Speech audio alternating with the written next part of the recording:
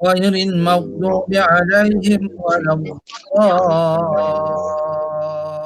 الضالين. Amin.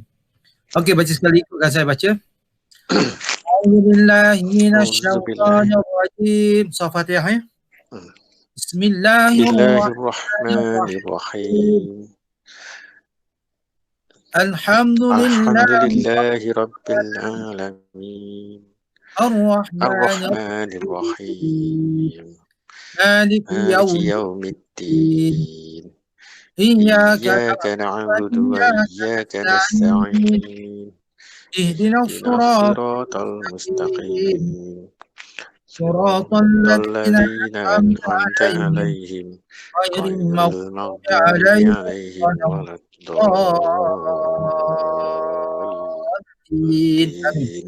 Amin. Cuba apa ni? Doktor baca Fatihah.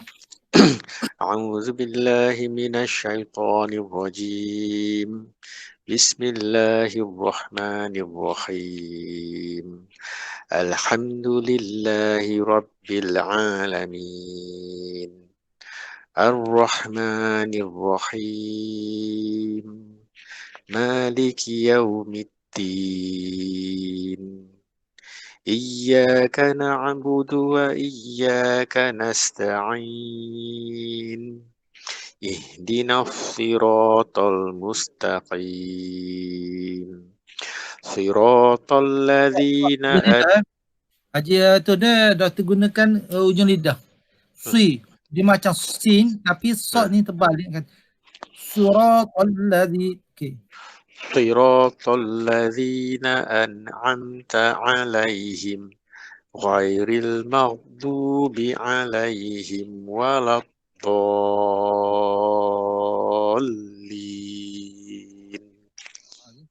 Okey, pada saya bacaan doktor perlu perlu pertikaikan lagi dari segi sebutan huruf.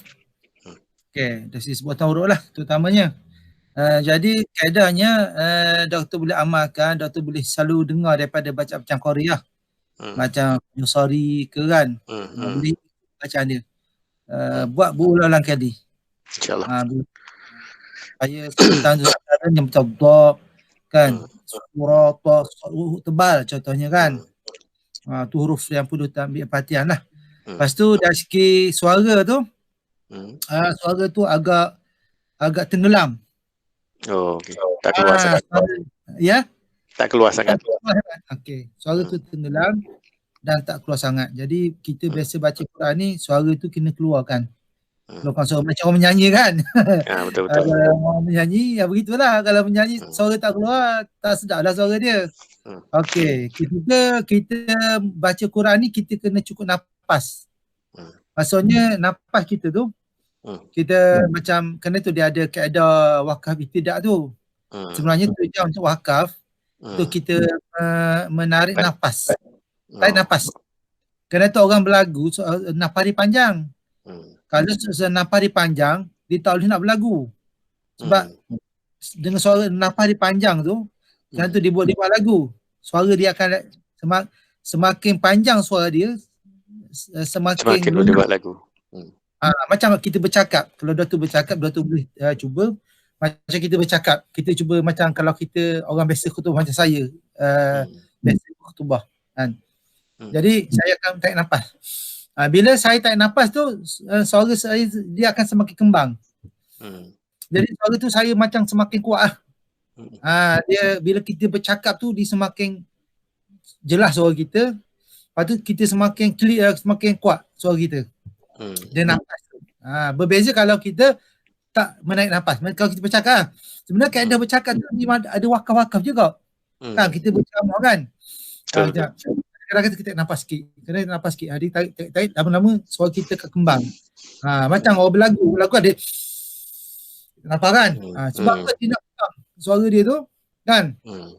Jadi kena tu antaranya adalah bila kita baca Quran ni nafas kita tu kena cukup. Kan kalau kita letih-letih tak berapa boleh nak baca Quran. Kita tak berapa ada tenaga kan. Okey, itu antara-antara lah. Kerana tu kadang-kadang Benar ada kaitan walaupun baca Quran tapi dia ada kait rapat dengan kesihatan kita. Kan? Kesihatan kita itu. Walaupun ngaji Quran. Kan itu dulu masa zaman saya hafal Quran dulu, kalau saya penat-penat saya tidur dulu. Sebab masa kalau kadang-kadang kita penat, kita paksa, dia tak boleh ingat. Kan? Tapi kalau kita tidur walaupun sekejap, tapi kita hafal pun lebih sekejap. Dia akan sekejap juga sebab badan kita kuat, mana kita boleh hafal. Tapi kalau kita paksa kan, kerana kita tertekan nak hafal Quran ni, besok nak baca lagi, jadi kita paksa-paksa. Sebenarnya tak, dia tak akan berjaya. Kita hafal kok, kita gagal, mana tak boleh lancar bacaan kita. Ada langkah terbaik, mana kalau kita nak hafal Quran contoh sendiri tu, kita tidur, rehatkan dulu. Rehat. Bila rehat, bangun memang hafal sekejap je. 1 jam siap. Untuk 3 muka surat contohnya, kita boleh hafal 1 jam, 2 jam boleh siap. Mana perlunya kepada rehat. Bila kita baca surat apa, kalau kita hafal Quran ni, kalau kita dah mula silap salah, kita sampai ke mati kita salah. Malaikat waktu tegur kita. Betul. Kan, sampai ke mati. Begitu. Malaikat, Syekh salah baca tu. Baru kita, iya ke? Oh, selama ni Ana baca dah berpuluh tahun dah baca ni. Malaikat tegur kita. Kalau tidak, memang sampai ke mati, tu lagi yang kita baca. Okay, kerana itulah belajar Quran ni yang terbaik dia ialah kita hafal. Tu kerana itu orang yang hafal Quran tu adalah kaedah terbaik orang yang belajar Quran. Dia hafal Quran kan. Tu orang yang, kerana tu ada orang yang berkesempatan dia boleh hafal Quran, memang baguslah. Dia hafal, memang itu cara terbaik. Cara mengaji ni. Zaman Rasulullah, para sahabat radhiyallahu anhum, mereka semua hafal Quran. Sebab bila hafal, kita akan hafal semua hukum-hukum dalam tu. Kita hafal sekali. Kerana itu tak boleh salah masa tu. Tapi kita akan, dia macam rekod kan. Macam tu lah kita baca, macam tu lah kita ingat, macam lah kita baca. Itu kekuatan kalau kita kalau kita tak hafal Quran pun, bacaan Quran tu kita dah ulang banyak kali. Ulang-ulang kali. Macam hafal Quran juga. Cuma dia tak disimpan dalam dada. Tapi dia baca banyak kali. Dia kan itu dia panggil hifzul Quran. Hifzul Quran ni dia ada 2 maksud. Pertama ialah kita dengan menghifzul Quran ni dari bahasa dan memelihara Al-Quran. Jadi menghafal Al-Quran ni ada 2 cara. Sama ada kita selalu membaca dia, ulang-ulang baca, dengan maksud kita memelihara tu, sehingga kan walaupun kita tak hafal, tapi oleh kerana kita biasa baca, orang baca kita ingat, ni surah kita boleh ingat orang tersebut kita biasa baca. Sama ada kita selalu membaca dia, ulang-ulang baca, dengan maksud kita memelihara tu, sehingga kan walaupun kita tak hafal, tapi oleh kerana kita biasa baca, orang baca kita ingat, ni surah kita boleh ingat orang. Kaedah pertama, kita memelihara bacaan. Kaedah kedua ialah dengan menghafal ayat itu sendiri. Dengan menghafal. Jadi kita hafal tu memang kita akan selalu baca kan. Sebab dia tak perlu kepada selalu baca. Walaupun kita hafal, dia perlu kepada selalu baca. Tapi kalau kita hafal, memanglah selalu kita akan baca. Lagilah kita akan selalu baca. Sebab tujuan asal dia ialah nak memelihara Al-Quran itu dengan membaca berkali-kali. Sebab benda kita hafal atau tidak. Semua orang faham, bila kata hifzul Quran ni, hafal Quran. No. Bukan begitu maksud dia. Hifzul Quran ni kita ada sentiasa orang yang selalu membaca Al-Quran. Itu dimasukkan Quran. Bukan hanya semata-mata hafal. Sebab hafal pun tak ingat juga. Bukan mesti ingat. Hafal nama je hafal Quran. Tapi benda tu bukannya ingat pun. Macam tu ya. Jadi nak ingat macam saya hafal Quran. Untuk saya ingatkan Quran tu saya kena baca selalu. Walaupun saya tak simpan dalam dada. Tapi saya perlu ulang baca. Jadi bila saya nak simpan balik dalam dada saya, jadi mudah. Jadi saya perlu baca selalu supaya benda tu tak lari. Okay. Itu antara beberapa kaedah yang saya boleh sebut di sini. Macam mana kita baca. Okay, dari sudut surah Fatihah pula. Okay, di sini surah Fatihah ni, saya selalu buat contoh surah Fatihah ni ada sebagai contoh wakaf tidak. Wakaf tidak. Okay. Jadi dalam surah Fatihah ni dia ada 2 jenis wakaf ibtidak. Jadi wakaf tidak ni sebenarnya dia lebih kepada apa panggil apa? Okey, dia lebih kepada ni. Nak kata apa? Dia lebih kepada okey. Dia wakaf ni belah wakaf dalam tidak ni dia adalah sebahagian daripada bentuk kita baca Quran. Mana tak semata-mata kita baca Quran, belajar tajwid sebagainya, tak. Kita kita tahu tempat mana yang kita perlu tempat mana yang harus kita berhenti, tempat mana yang tak harus kita berhenti, tempat mana yang harus kita mula, tempat mana yang tidak harus kita mula. Jadi permainan wakaf tiada ni pertama yang kita memahami makna ni. Antara Quran terjemahan, antaranya Quran terjemahan cetakan Saudi, terjemahan kepada bahasa Indonesia tu. Ada contoh dia. Kalau sama ada kita boleh dapat secara percuma di kedutaan Arab Saudi, kedai kemungkinan lah. Sebab di Quran tu dia ada di bahagi secara percuma. Ada juga dijual. Keduanya macam ni, keluaran Al-Huda ni. Kalau doktor ada tafsir di mana yang paling mudah doktor pilih macam terjemahan tu macam ni kan. Saya terangkan gambar dia. Sekejap. Saya terangkan gambar dia. Okey. Macam ni kan. Ni macam keluaran ni. Al-Huda.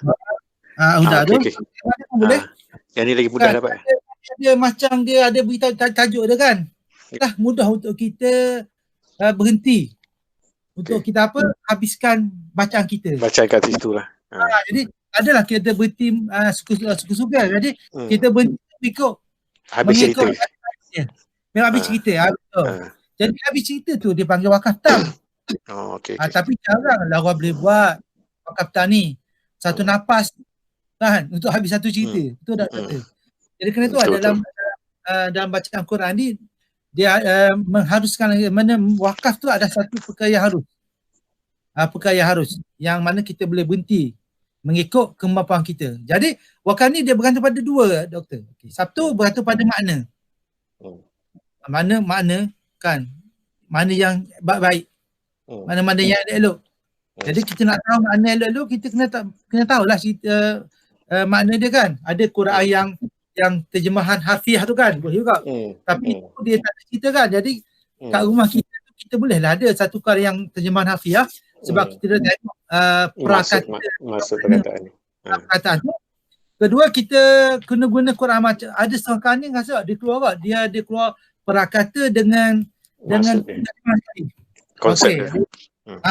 Perakata dengan terjemahan sekali. Jadi kita boleh gunakan untuk tujuan kita wakaf. Tu kita berhenti kat mana yang patut kita berhenti. Sebab penting sangat. Sebab apa? Sebagai ulama mementingkan tentang wakaf ni. Sebab apa? Sebab Sebab kita baca Quran ni bukan sekadar kita baca Quran tapi kita memahami makna tu. Tu dia maksud dia begitu. Kan? Jadi kena mempelajari wakaf tidak ni adalah wajib. Sebagai ulama kata wajib. Tak boleh mesti belajar wakaf tidak ni, kena tahu. Sebab dia wakaf tidak ni bukannya payah pun. Kalau itu wajib pun bukannya benda yang payah. Cuma perkara pertama ialah sama ada kita memahami makna Al-Quran tu. Tak, ni sama ada kita mempelajari makna tersebut ataupun kita merujuk kepada mana-mana terjemahan, sama ada terjemahan prakata ataupun apa-apa terjemahan yang lain yang boleh membantu kita untuk yang boleh memandu kita untuk menentukan tempat-tempat yang kita wakaf. Keduanya, dalam Quran ni dah ada tanda-tanda wakaf tu. Yang jadi isu ni kalau ayat-ayat pendek macam Fatihah ni tak ada masalah sangat. Kan surah Razim tu. Kan sebab dia wakaf habis-habis. Dia pendek-pendek saja, tak ada isu sangat. Yang menjadi isu ialah pada surah yang panjang-panjang. Dalam surah panjang-panjang para ulama telah dah berkurun dahulu. Para ulama ni telah membuat tanda wakaf tu. Tanda wakaf ni. Dalam ni tanda wakaf sambil tunjuk kalau Fatihah ada tak tanda wakaf? Tak ada sebab dia pendek sangat. Dalam surah Baqarah ayat yang pertama kita nampak tu. Ayat kedua pun dah ada wakaf muraqabah tu. Dah ada tiga kan. Wakaf salah satu daripadanya. Salah satunya. Dia panggil muraqabah. Muraqabah ni wakaf berturut. Okey, kita berhenti salah satu tapi tanda berhenti dua. Tanda dua tu. Sama ada kita berhenti kat la raib ataupun la raibah fi. Kedua kita dapati pada ayat yang kelima tu. Soalan ayat tu kan. Ada kita ada tanda macam tu. Soalan ayat elok sambung. Tapi berhenti boleh. Kalau nafas kita dia dua dia tak ulang lah. Nafas. Kalau nampak kita panjang kita boleh teruskan. Kalau nampak kita pendek kan macam-macam ni kita akan berhenti mana? Dia kalau soalan ayat kita akan berhenti ulaika ala hudam min rabbihim wa ulaik paling kurang kat situ. Sebab apa? Sebab kalau berhenti sebelum kalau kita contoh kita berhenti ulaika ala hudam min rabbihim berhenti kat situ kan contohnya. Kita kena cari sendiri. Kat mana nak ibtidak dia? Payahlah. Macam saya pun tak buat gitu. Kan? Okay. Ikut je dah. Sebabnya kita macam ni. Kalau kita jumpa tanda wakaf seperti itu. Ulaika ala hudam min rabbihim wa ulaik. Paling kurang kita ambil satu kalimah selepas dia. Bila kita berhenti satu kalimah selepas dia, kita pun terus ulang balik dekat kalimah yang sama. Wa ulaika humul muflihun. Jadi tak perlulah kita nak fikir sendiri nak cari kat mana tempat kita nak tidak. Tapi ada katalah kalau kita nak buat gini pun boleh. Ulaika ala hudam min rabbihim wa ulaika humul muflihun harus tapi tak berapa cantik lah. Yang tadi saya beri contoh cantik. Paling cantik habis semua. Itu paling cantik. Habis si ayat tu. Itu paling cantik. Macam saya buat tadi. Berhenti sampai ulang balik kat situ. Sebab tanda-tanda tu dibuat tu diletak tu kerana apa? Tujuan dia untuk kita memudahkan kita untuk ulang balik. Kan kita sambung sikit.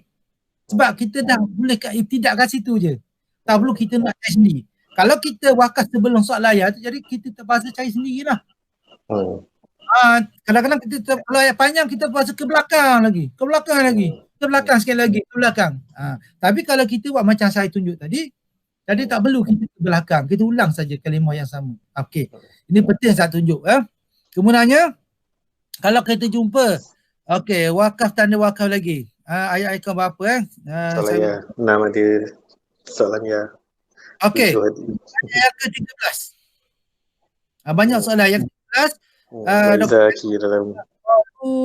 Minu kama manas sufaha. Kita tanda qaf ayat. Kalau ayat ni tandanya wakaf aula. Mana berhenti tu lebih baik. Ada ulama mengatakan wakaf ni wakaf lazim dia kata. Tapi saya tak guna. Tak berhenti lah. Pada saya aula wakaf atau tidak aula wakaf. Jadi kat sini kita boleh pilih wakaf kat situ. Ulama terdahulu dah buat dah benda ni. Dia orang buat dia ada wakaf tanda dia semua Quran pun ada wakaf. Semua Quran ada wakaf. Bukan Quran tu saja ya.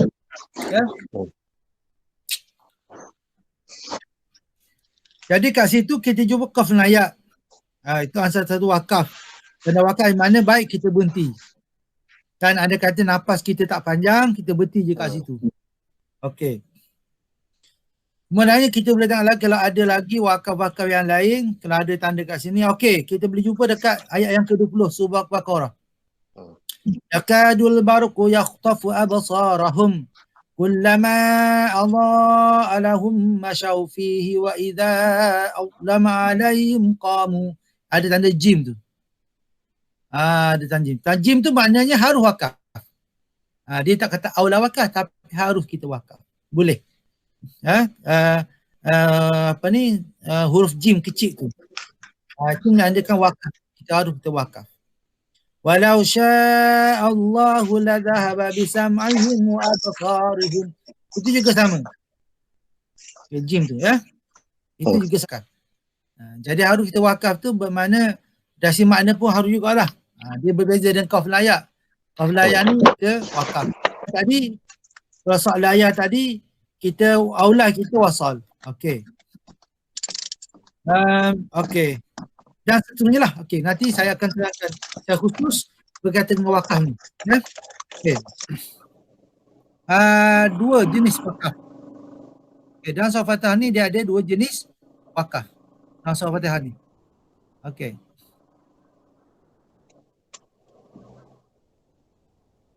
Okey, satu, okey. Sebab wakaf dia ada empat, secara umumnya dia ada 4 atau 5 jenis wakaf. Yang pertama wakaf tam, kedua wakaf kafi, ketiga wakaf hasan, keempat wakaf qabih. Okay, 4 lah. Ada 4 secara umum. Mana bentuk-bentuk wakaf lah. Okay. Cuma yang pentingnya, okey, kita wakaf tu, kita makna paling kurang wakaf ni, tempat yang kita wakaf tu boleh difahami makna. Ya, boleh difahami makna. Jadi hanya ayat yang kita wakaf tu boleh difahami. Ya. Walaupun dia bergantung. Okey. Contoh macam surah Fatihah, alhamdulillah, contohnya. Segala puji bagi Allah. Kita puji bagi Allah. Boleh faham. Dari segi wakaf, dia wakafnya wakaf hasan lah. Okay. Ada wakaf-wakaf yang tidak boleh difahami. Cumanya kalau kita tak faham makna, perlu ada terjemahan tadi. Okay. Kerana itu dia panggil wakaf ni, dia panggil wakaf pilihan, ikhtiari. Sebab apa dia kata wakaf ikhtiari ni? Wakaf tu kita sendiri pilih. Jadi sebaik-baiknya sebelum kita memulakan bacaan, mana yang patut yang apa-apalah wakaf bergantung kepada nafas kita kan, bergantung kepada, sebab kita tengok kemampuan kita tu nak wakaf mana. Okey. Jadi sebelum kita memulakan bacaan Quran, sebaiknya kita meneliti makna-makna dia terdahulu. Pertama, langkah pertama kena faham makna tu kan. Tapi kalau kita tak faham makna, kita boleh tengok kepada tanda wakaf yang ada dalam Quran, seperti yang saya tadi. Tapi kadang-kadang ada dua masalah juga. Kadang-kadang tanda tu panjang sangat. Kita tak sampai tempat yang tanda diberi tu. Tapi kita tak sampai dekat tanda yang kita diberi, jadi kita terpaksa ambil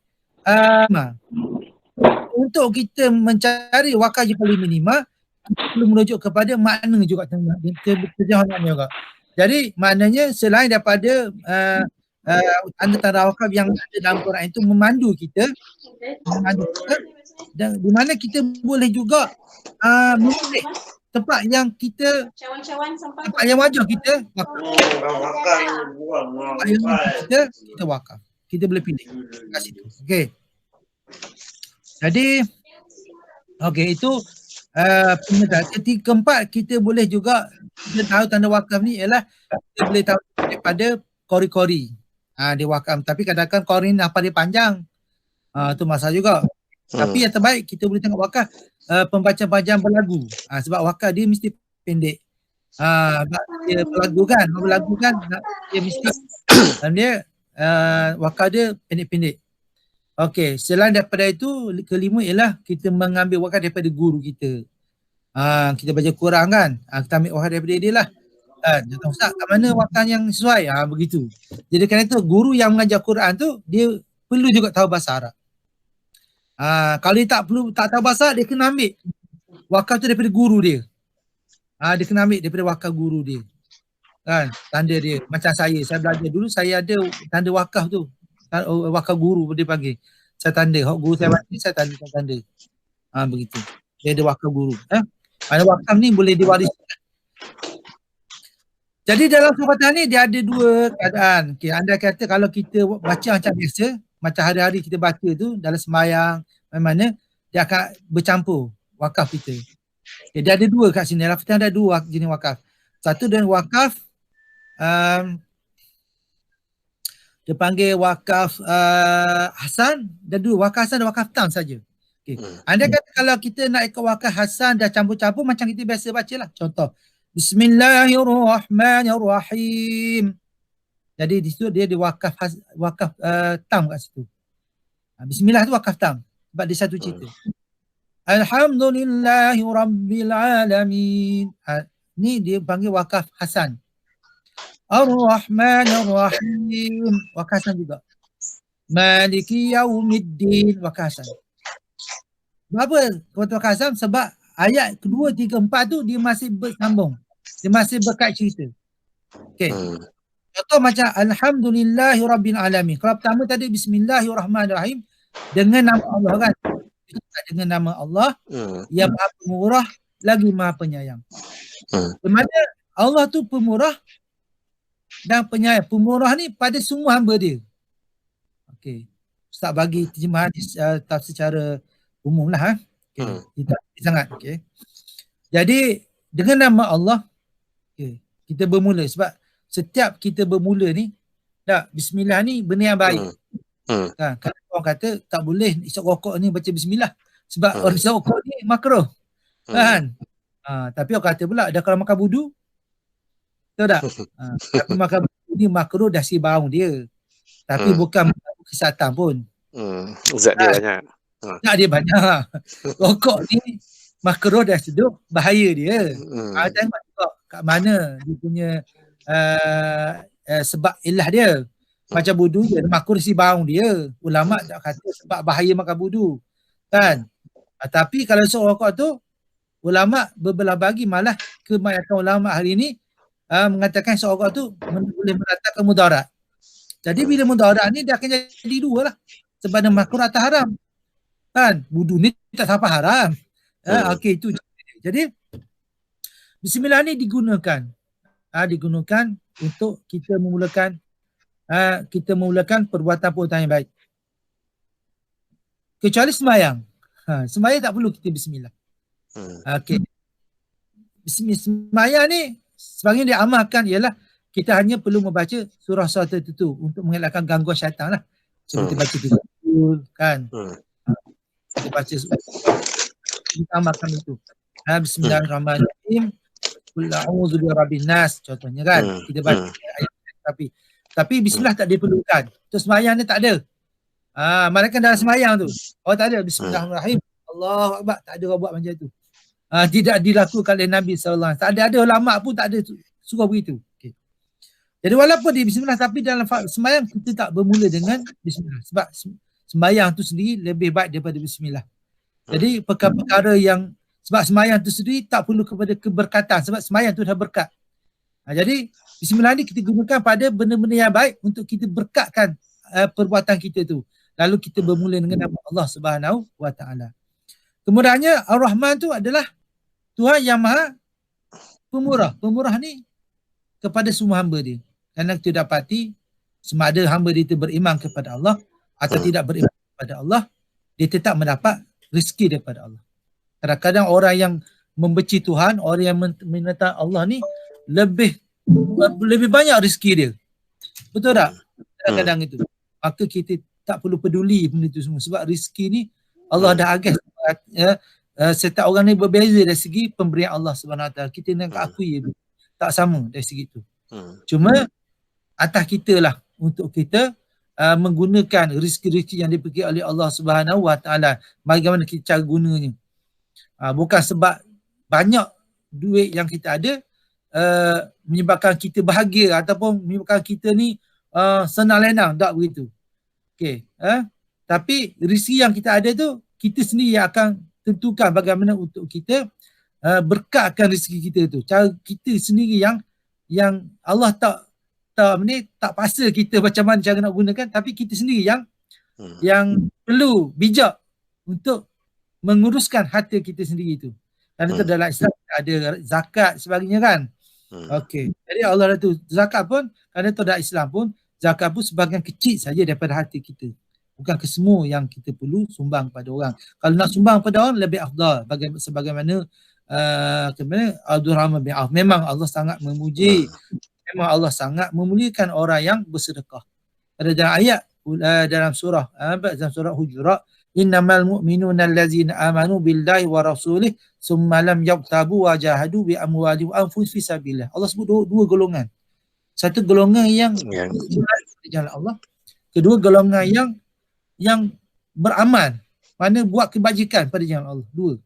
Yang mana Allah puji kedua manusia ni. Ada manusia yang bersyukur pada Allah, yang berlanja pada jalan Allah, dan manusia yang menggunakan tenaga dia tu, jiwa dia untuk agama. Dua manusia ni yang Allah memuji mereka ini. Okey. Kemudian Ar-Rahim tu adalah, maksud Ar-Rahim tu ialah yang Maha penyayang. Penyayangnya hanya pada hamba-hamba dia beriman kepada Allah SWT. Allah tidak meletakkan Ar-Rahim ni pada semua hamba dia. Ar-Rahim ni hanya kepada hamba-hamba dia yang beriman kepada Allah SWT, yang mentaati pada Allah SWT. Itu Ar-Rahim yang berikan pada hamba-hamba yang terpilih. Yang paling terpilih adalah para anbiya lah, para nabi lah, para ulama, para rasul. Lalu kita ikut mereka lah. Kita ikut para nabi dan rasul ni. Kita berusahalah sedaya upaya kita untuk ikut cara hidup para nabi dan rasul ni. Kerana mereka ni adalah orang yang pertama mendapat rahim daripada Allah Subhanahu wa Ta'ala. Okey. Jadi bismillah ni sedikit dah dalam Fatihah dikira wakatam. Okay. Dan itu wakatam. Okay. Wakatam pertama. Jadi dia juga termasuk dalam Fatihah. Anda kata kalaulah kita jangan ambil dekat bismillah ni. Bismillah ni kena betul-betul. Dalam mazhab kita Syafi'i, bismillahirrahmanirrahim adalah sebahagian daripada Fatihah. Ayat pertama. Ayat pertama. Yang ada nombor tu.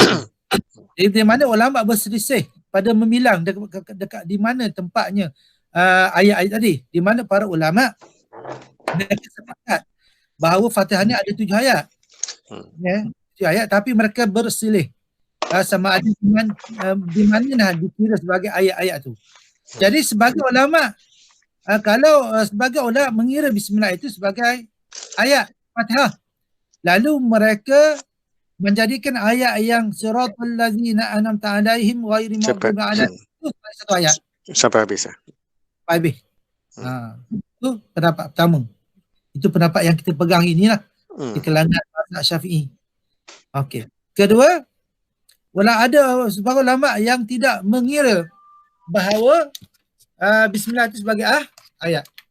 Lalu di manakah ayat yang ke-6 dan ayat yang ke-7? Maka ayat ke-6 dan ayat ke-7 ialah pada ayat yang ke-7 tu dibahagi dua. Mana alaihim tu pertama sebagai ayat yang ke-6, ghairil maghdubi 'alaihim itu sebagai ayat yang ke-7. Lalu para ulama juga berselisih. Boleh tak kalau orang tu wakaf dekat alaihim pertama tu? Sebab kalau macam kita mengambil kira bismillah tu ayat pertama. Jadi yang lain. Kalau kita wakaf alaihim kedua, seolah macam jadi 8 ayat. Bila 8 ayat jadi haram lah. Tak boleh. Kalau 8 ayat jadi haram pula kat situ. Tak boleh. Jadi para ulama berselisih. Di kalangan ulama ada yang mengharuskan wakaf pada alaihim pertama. Ada ulama tidak mengharuskan. Dan kebanyakannya di kalangan ulama-ulama Syafi'i, bermazhab Syafi'i, mereka menegah membeti pada alaihim pertama. Maksudnya kena baca nafas yang sama. Nafas sama. Kebanyakannya. Tapi ada juga mengharuskan. Begitu. Ada juga mengharuskan. Sebab apa? Sebab mengira ayat yang panjang itu kan, sebab nak wakaf ni mengambil kira nafas juga kan. Jadi memang kebanyakan ulama lah buka tajuk mana pun memang dia tak bagi wakaf pada alaihim. Dekat sini banyak orang keliru lah, banyak keliru. Ada dia kata boleh, tak boleh alaihim pertama, alaihim kedua boleh, alaihim kedua lagi tak boleh. Kalau mereka kitab Manarul Huda, mana bahasa siapa yang mewakaf pada alaihim kedua, mengikut ulama kata pada barangkali siapa mewakaf pada alaihim kedua, orang itu adalah sangat jahil. Dia tak boleh. Kat situ. Alaihim kedua tak boleh. Kerana kita kena berhati-hati kan. Bila kita nak berbicara, kita kena, kerana itu saya lebih suka. Ya kadang-kadang saya pun silap juga. Ada kat kita manusia kan. Ada salah kita. Tapi kebanyakannya saya ni, kalau saya nak buat satu kenyataan atau nak buat ulasan satu benda, saya masih cari. Jadi saya akan kaji dulu. Kita akan murajaah dulu. Kita macam kita nak buat satu ulasan tu benda tu, kita terus. Sebab kita nak marah dia kan. Atau kita nak sokong dia kan. Itu bantai dia. kita tengok juga betul tak dia kata begitu ke, macam mana ke. Kita kena kaji dulu 2-3 hari. Jadi begitu dari ilmu. Jadi sebenarnya dia dapat ilmu. Kalau kita lah, macam kita bila satu benda berlaku, kita pun buat kajian sikit lah, kajian kan. Kita akan rujuk sikit, 2-3 rujukan, tengok sikit. Jadi situ kita akan buat satu pembahasan yang kecil. Bukan satu pembahasan besar dah. Kita cuba tengok. Tapi kita selain kita cuba merujuk kepada tempat-tempat rujukan yang asal, kita juga dapat ilmu. Walaupun kita buat rujukan tu secara kecil, tak besar sangat, tapi kita dapat ilmu kat situ. Okey. Jadi jangan kita macam mudah sangat cakap-cakap, Alaihim utama dia suka hati cakap. Sabar dulu. Okey. Sebelum cakap tu kalau tak tahu, okey tak apalah, nanti cakap lain kali. Macam tu je. Tak perlu kita nak teruskan apa yang kita tak tahu. Okey, banyak saya dengar. Banyak sangat. Kalau ustaz-ustaz saya dengar banyak yang mengajar begitu. Kata Alaihim, ada setengah kata tak boleh langsung pada Alaihim pertama. Dia kena slow-slow. Okey, betul. Alaihim pertama banyak ulama tak boleh sebab dia keliru dengan sebelumnya janganlah. Kalau mazhab kita kalau kita pilih bismillah Alaihim pertama, pada saya cakap macam tu. Sebabnya pilih jangan berhenti. Tapi anda kata kalau nafas kita tak boleh, ada ulama yang mengharuskan. Boleh. Ada ulama yang mengharuskan. Jadi ada kata kalau kita tak berapa nafas panjang, kita bolehlah wakaf pada Alaihim. Tapi sebaiknya kita teruskan. Sebab takut keliru lah. Okey, kedua Alaihim pertama, Alaihim pertama. Alaihim kedua pula. Sebab apa? Para ulama sangat menegah wakaf pada Alaihim kedua. Sebab Alaihim kedua ni dia berkait rapat dengan kalimah waladhdallin. Sebab Alaihim ni adalah ke atas mereka yang dimurkai. Alaihim itu adalah Yahudi. Dan dia kata dengan waladhdallin dan dekat atas orang sesat menuju kepada orang-orang Kristian. Dua perkataan ni dia ulama tak ada pun buat wakaf kat situ. Tak ada. Mana ulama tak putuskan Alaihim pertama sebagai wakaf. Tak ada ulama kata boleh kat situ.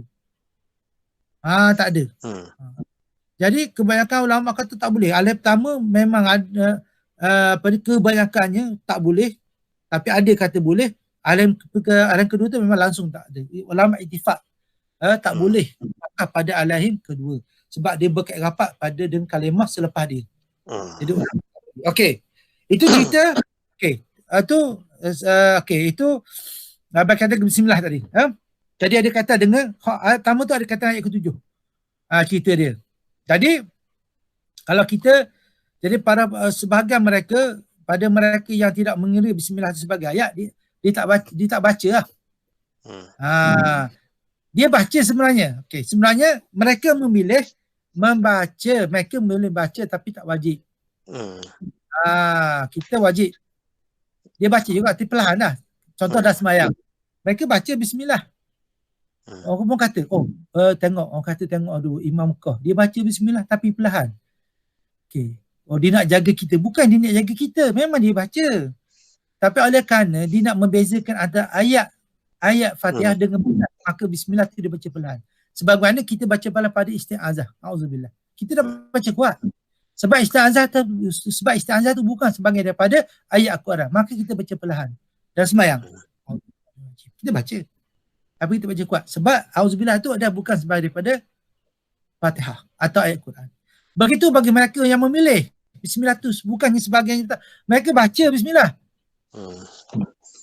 Nak baca Quran kan? Nak mula. Bila nak baca di awal surah, mereka memilih membaca bismillah. Kerana bismillah tu mereka berpendapat bismillah tu bukan sebagai daripada Al-Quran, maka mereka baca perlahan.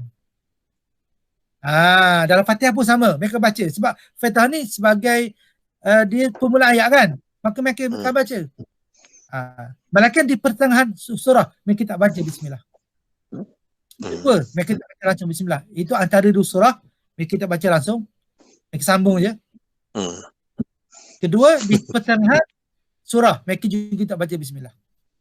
Macam kita masih baca antara dua surah kita baca kan? Macam ni tengah mereka tidak membaca, mereka sambung saja. Ghairil maghdubi alaihim waladdallin. Alif lam Lam Mim. Oh. Macam gitu. Disambung terus je. Tapi setiap di awal surah dia baca bismillah. Contoh, waladdallin. Esok nak baca blok kan, dia baca bismillah. Bismillahirrahmanirrahim. Alif lam mim. Dia akan baca bismillah. Bila nak sebagai permulaan bacaan dia. Permulaan bacaan awal surah dia akan baca bismillah. Tapi kalau antara dua surah dia tak baca, di pertang surah pun dia tak baca. Berbeza kita, Fatihah kita baca, bismillah tu sebahagian dari Fatihah. Malah kita juga membaca antara dua surah, kita juga baca. Dan di perhatian surah kita harus baca. Dan kita tinggal, kita harus baca di petang surah. Begitu. Oleh kerana mereka ni tidak mengira bismillah itu sebagai surah, maka dia baca juga bismillah. Sebab kan awal surah kan dia baca. Tapi dia baca perlahan. Sebab dia nak bezakan antara ayat Quran dengan bukan ayat Quran. Sebab mana kita baca bismillah, kita baca pelan pada isti'azah. Isti'azah kita baca pelan sebab isti'azah bukan ayat Quran. Begitulah mereka. Oleh kerana isti'azah bukan ayat Quran, bismillah pun bukan ayat Quran, maka mereka baca perlahan. Lalu mereka baca ni, Auzubillahi Bismillahirrahmanirrahim. Alhamdulillahi Rabbil Alamin. Tu kita dengar tu dia baca kuat pada Alhamdulillah tu. Tapi kita dengar juga dia baca bismillah. Kita menyangka kita meraihkan kita. Tak, bukan dia meraihkan kita. Oh, dia baca bismillah sebab kita baca. Tak. Dia berbaca. Memang dia baca. Memang dia baca. Cuma dia baca perlahan. Sebab dia tak beranggap bismillah sebagai Fatihah. Memang dia baca. Dia awal surah. Kecuali di tengah, di antara dua surah dengan di pertang surah. Dia tak baca. Dia awal surah memang dia baca. Cuma dia akan baca perlahan. Tak macam kita. Kita baca kuat. Okey. Kembali itu wakaf pertama. Okey, wakaf kedua. Alhamdulillahirabbil alamin. Segala puji bagi Allah Tuhan sekian alam. Okey, segala puji bagi Allah Tuhan sekian alam. Alhamdulillah segala puji Allah. Allah mana satu tu? Tuhan kata, aku tu siapa? Rabbil alamin. Tuhan sekian alam. Mana berkuasa lah Tuhan tu. Dia Tuhan sekian alam. Alam ni bukan maksudnya dunia je. Semua planet tu. Semua dunia tu. Walillahi ma fis samawati wa ma fil ardh wa illa Allah turja'ul umur. Semua milik dia. Semua akan kembali kepada Allah Subhanahu wa taala. Itu maksud dia tu. Rabbil alamin, Tuhan sekian alam. Jadi nak lawan ke Tuhan sekian alam tu? Tak. Tu Tuhan Maha Kuasa. Okey, satu, kita memuji Tuhan. Tuhan tu sebab apa? Sebab dia Rabbil Alamin. Bukan manusia. Sebab dia Tuhan sekian alam. Itu pertama. Kedua, Tuhan itu sifat Ar-Rahman Ar-Rahim. Alhamdulillahi, segala puji bagi Allah. Cuba lagi. Alhamdulillahi Rabbi. Tengok Rabbi kan? Berbeza juga. Sebab dia ikut pada, sebab dia masih ayat yang sama. Lillahi, dia masih ikut baris, tengok. Bagi Tuhan, Hi Rabbi. Okay. Tengok Ar-Rahmani. Tengok. Baik bawah juga. Sebab Ar-Rahmani sebab dia ikut pada lillah tu. Dia masih berkait dengan kata lillah tu. Ar-Rahimi. Tengok. Dia masih berkait. Dia kan sama. Maliki. Dia masih baik bawah. Kerana itulah ketiga ayat ni dia serangkai. Kerana kalau kita berhenti kat alami, dia dikira masih wakaf hasan. Ar-Rahmanir-Rahim masih dia wakaf hasan. Malik Yaumiddin. Berarti tu barulah beri wakaf tam. Jadi mana kalau kita nak wakaf tam, kita baca tiga-tiga itu. Tiga sekaligus. Alhamdulillahi Rabbil Alamin Ar-Rahmanir Rahim Maliki Yaumiddin. Dari surah Fatihah kita buat. Dan surah Tarawih. Tak apa, mana pun boleh. Tapi kadang-kadang orang tak tahu, dia cabut lari. Dia kata apalah imam ni. Mengarut. Susah kita ni sebab orang kita cepat menghukum. Dia judge tu cepat sangat. Macam pengalaman dulu. Saya mula buka masjid salat subuh. Kan, saya baca lah kunut. Dia pakat berhenti semayang. Kata apa tak terus semayang berhenti, dia kata. Sedangkan saya baca kunut, dia berhenti semayang, cabut lari. Tapi nak katanya solat dia tak pernah semayang lah. Dia nak katanya solat dia tak pernah semayang lah. Kalau orang yang tahu semayang, walaupun mungkin dia tak baca kunut tu, tapi dia tahu orang lain baca. Ya, macam di Mekah, mana meraihkan lah, maknanya dia baca juga kan. Dia mana kita tahu okey Imam Mekah tak baca kunut, kita ikut dia tak salah. Kita tahu benda tu, ada orang baca kunut, ada tidak. Kalau kita dah biasa semayang, tapi kalau kita tak biasa semayang, sebab apa berhenti tak semayang? Jadi satu keajaiban pada kita sebenarnya biasa je. Okay. Nak cerita kalau tak tahu sangat jadi masalah pada orang lain. Okay. Jadi kalau kita nak berhenti ketiga tu, kita kena senapas. Okay. Ar-Rahman, Ar-Rahim, saya dah terangkan tadi. Apa makna Ar-Rahman? Apa makna Ar-Rahim? Malik Yaumiddin, yang memiliki hari kemudian. Bukan sahaja Tuhan itu yang kita puji tadi. Bukan dia sahaja, ada Tuhan sekian alam. Termasuk segala muka bumi, planet-planet yang ada atas muka bumi ni, di angkasa dan sebagainya. Tuhan itu adalah Tuhan juga yang sama. Ada Tuhan pada hari kemudian. Yang memiliki hari kemudian. Tuhan yang sama. Bukan Tuhan yang lain-lain. Tuhan yang beranak-beranak, bukan. Qul huwallahu ahad, Allahu samad. Bukan Tuhan yang katakan Tuhan itu satu. Tuhan yang sama juga. Yang kamu puji-puji itulah. Dia adalah Tuhan yang memiliki hari kemudian. Okey. Itu sebagai wakaf tam. Kalau kita ambil itu jadi wakaf kedua lah. Tapi kalau kita berhenti dari wakaf hasan. Iyyaka na'budu wa iyyaka nasta'in. Kepada engkau lah kami sembah. Dan kepada engkau lah kami mohon pertolongan. Itu wakaf tam. Wakaf tam. Satu cerita wakaf tam. Ini satu cerita. Jadi pada ayat ini Tuhan kata kepada engkau lah yang kami mohon pertolongan. Kepada engkau lah. Hanya kepada engkau lah kami sembah. Kami mohon pertolongan. Okey, cuba tengok. Allah gunakan perkataan pada fasa na'budu. Perkataan kami. Okay. Kerana itu kalau kita berdoa, kita kena mohon semua orang. Itu semua orang. Sama kalau untuk ada keluarga kita. Jadi kadang-kadang kita bangun malam, doa hari-hari. Tapi doa untuk seorang. Antara orang kedekut ialah mereka yang tidak berdoa pada orang lain. Bakhil. Berdoa ni tak berdoa untuk orang lain. Fikir bakhil. Kerana antara para sahabat ada juga sahabat Nabi ni dia tulis nama sahabat dia seorang atas kertas. Dia baca ya Allah aku satu. Tak perlu kita buat macam tu. Cara umum pun boleh lah. Tak payahlah. Jadi kita ni doa ni kerana itu saya baca kunut, saya baca ramai-ramai walaupun seorang. Allahumma hadina fi man hadait wa afina fi man afait wa tawallana fi man tawallait wa barik lana fi ma a'tait wa qina rahmatika syarra ma qadait. Fa innaka taqdi fala wa la yuqda alaik. Kita baca walaupun kita semayang seorang tapi baca lafaz ramai. Biasakan guna lafaz ramai. Jangan kita gunakan lafaz yang besar. Allah ajar dah Fatihah tu yang kita ulang-ulang. Di mana Allah ajar kita bila kita doa lah untuk semua orang. Kepada engkau yang layak disembah, nak budu.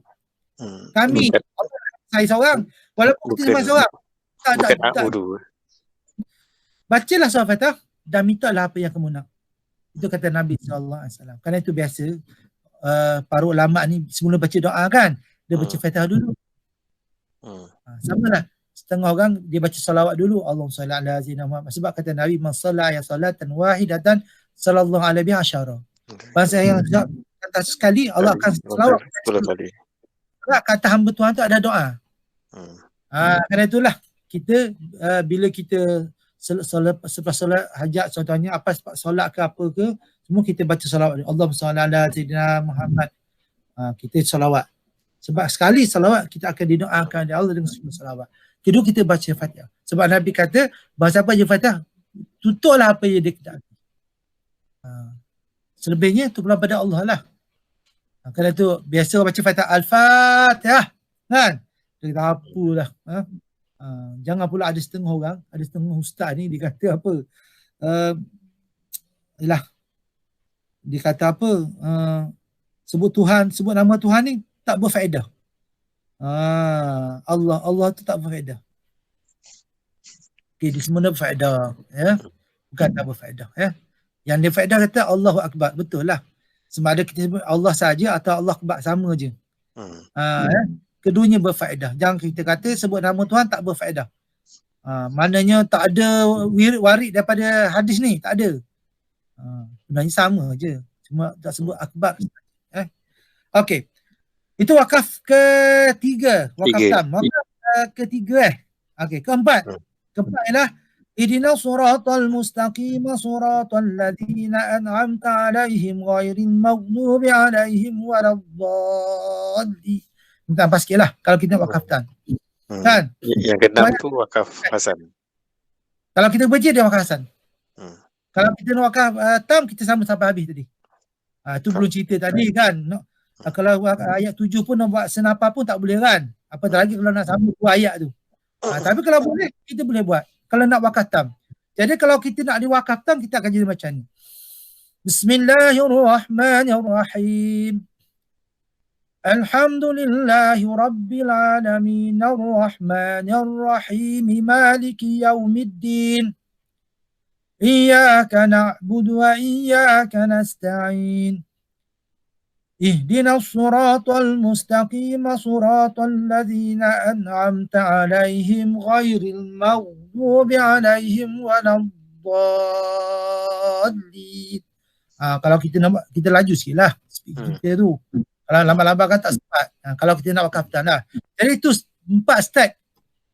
Kita buat wakaf tam. Itu makna apa? Ihdinas siratal mustaqim. Ya Allah, tunjukkan kami jalan yang lurus. Kami, bukan seorang. Ihdinas. Ihdina, bukan untuk ramai orang. Macam mana? Ihdinas untuk ramai orang, bukan untuk seorang. Bukan seorang, ya betul. Untuk ramai orang. Kita doa ni bukan untuk seorang kita, tapi untuk ramai orang. Ihdinas siratal mustaqim, tunjuklah kami jalan yang lurus. Kan? Sebab apa? Dalam titian sirat pun juga sama. Sebab apa? Kita akan merentas sirat mustaqim tu. Jadi di situlah kita diuji oleh Allah Subhanahu wa taala. Okey. Kita berdepan, sana bagi kita jalan yang lurus, tidak sesat. Tak, kerana itu kita diulang-ulang, kerana itu dipanggil surah Fatihah surah Al-Masani. Masani diulang-ulang. Sebab apa? Hari kita ulang berapa kali? 17 kan? kali. 17 kali kita ulang setiap hari. Itu dipanggil surah Masani. Surah dia ulang-ulang. Okey. Itu jalan apa yang surah tu? Suratal ladzina an'amta 'alaihim, itu jalan yang kau beri nikmat kata mereka. Yang dapat nikmat. Nikmat termasuk hidayah, Islam. Itu nikmat. Kan, rezeki. Keluarga. Itu hidayah, itu nikmat yang paling besar lah. Itu nikmat Islam. Nikmat Islam tu paling besar. Hidayah daripada Allah Subhanahu wa taala. Itu ghairi maghdubi 'alaihim waladdallin. Itu bukanlah jalan yang engkau mereka musuh.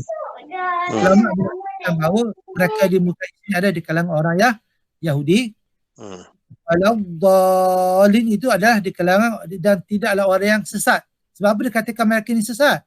Sebab mereka disesatkan oleh kaum Yahudi. Orang Kristian, apa dikatakan sesat? Mereka telah menerima kitab Injil. Okay. Sebenarnya kitab Injil itu sebahagian daripada kitab Taurah. Jadi mereka menyangka bahawa kitab Injil itu kitab yang sempurna daripada Tuhan. Okay. Lalu mereka, oleh kerana orang Yahudi tidak menerima kitab Injil, lalu daripada kalangan orang-orang di kalangan agama, mereka menerima kitab. Sebab dia tak ada kitab kan? Dia tak ada kitab. Jadi asal dia menyembah api. Dia tak ada kitab. Lalu oleh kerana orang-orang Yahudi menolak kitab Injil ini, maka mereka menggunakan kitab Injil ini sebagai kitab mereka. Sedangkan kitab Injil itu diturunkan ke atas orang-orang Yahudi. Sebab kitab Injil itu pelengkap kepada kitab Taurah. Bermakna ada kata kalau dah sebahagian yang beriman dengan kitab Taurah dan sebahagian beriman dengan kitab Injil, maka tak sempurna lah. Sebab kitab Injil itu sebenarnya kitab yang kitab sambungan kitab daripada kitab Taurah. Begitu ya. Jadi kedua-duanya orang Yahudi yang menyesatkan, sebab dia menyesatkan golongan Kristian. Sebab Kristian menyangka itulah sempurna, kitab yang sempurna. Tidak. Okey. Jadi mereka ini tersesat. Mereka menyangka bahawa kitab mereka itu benar. Sebenarnya kitab mereka benar tapi tak sempurna. Mereka perlu menggabungkan antara kitab Taurah dan kitab Injil. Kitab Taurah ni diturunkan kepada Nabi Nabi Musa alaihissalam. Kitab Injil diturunkan kepada Nabi Isa alaihissalam. Yang itu dikaitkan di situ kerana kita tak boleh nak mesti ada perkataan ghairil maghdubi alaihim dengan waladhdallin sebab dia kaitan rapat. Sebab yang menyesatkan orang Kristian itu ada orang-orang Yahudi yang sebenarnya sebenarnya kitab itu bukan kitab mereka pun. Okey. Kitab itu sangat dituju kepada kata orang Yahudi. Lalu di situ berlaku disebutkan bahawa Nabi Isa AS disalib. Sedangkan Nabi AS diangkat ke langit. Yang disalib yang dijadikan yang disalib itu sebenarnya bukan Nabi AS, tapi sebenarnya lah orang yang telah ditukar wajahnya menyerupai Nabi Isa AS. Nabi Isa ni tiba Allah menukar wajah dia menjadi wajah Nabi Isa AS. Bila dah kejar apa tengoklah dia. Kan dia duduk dalam ramah-ramah kejar orang tu. Tiba dia tak sedar muka dia ditukar Nabi Isa AS. Lalu tangkaplah dia. Kan? Walaupun dia tak mengaku, walaupun dia bukan Nabi SAW, macam mana dia nak kata dia bukan wajah Nabi SAW? Isa, sedangkan muka dia memang muka betul. Allah dah jadi Nabi SAW. Dan Nabi SAW yang betul adalah terjangkau ke langit yang dikatakan akan turun pada akhir zaman, akan menentang Dajjal. Akan menentang Dajjal di akhir zaman. Okey. Rasanya untuk hari ini itu saja. Dan insyaAllah kita akan sambung lagi lah pada minggu-minggu akan datang insyaAllah. Ada panjang umur dan sebagainya insyaAllah. Ada nak tanya apa tak? Tak adalah untuk hari ini. Tak ada ya. Okey, terima kasih Ustaz. Itulah bentuknya untuk kelas kita. Untuk kelas yang kita buat hari Senin malam ni. Setelah itu sajalah. Okey, Assalamualaikum warahmatullahi wabarakatuh.